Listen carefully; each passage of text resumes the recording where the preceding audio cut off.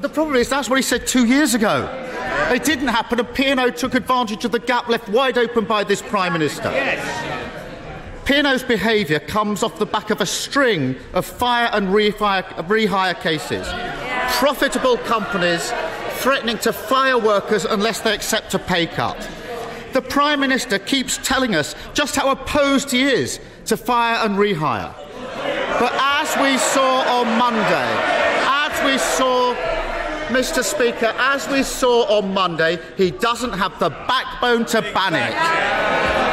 Whilst he sits on his hands, more and more workers are having their lives thrown upside down by this appalling practice.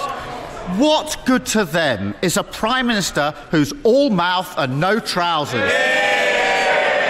Well, Mr. Speaker, the most notable practitioners of fire and rehire are, of course, the Labour Party themselves.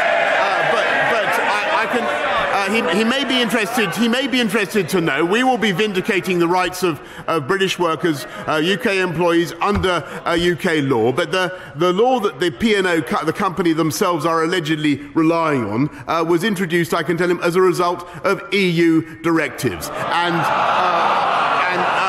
Never forget, Mr. Speaker, and he may not like it, that's the reality. He would have kept us unable to change it, unable to get out of it.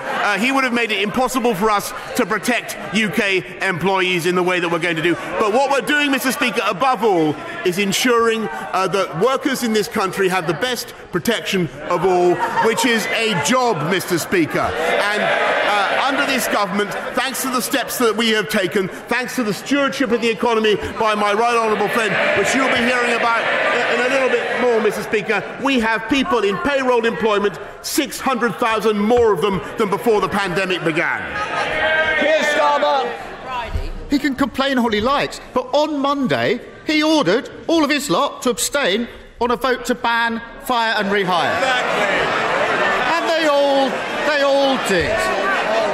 And then, Mr. Speaker, to add insult to injury, after the vote, his party posted a message saying that, where possible, they will look to find P&O workers new jobs.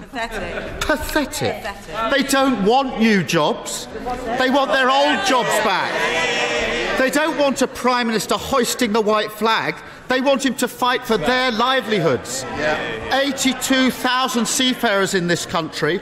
I've spoken to dockers, engineers, deckhands and sailors. They're all worried about what this means for them. This morning, one of them said to me, if P&O can get away with this, other companies will get rid of us too and replace us with cheap labour from abroad.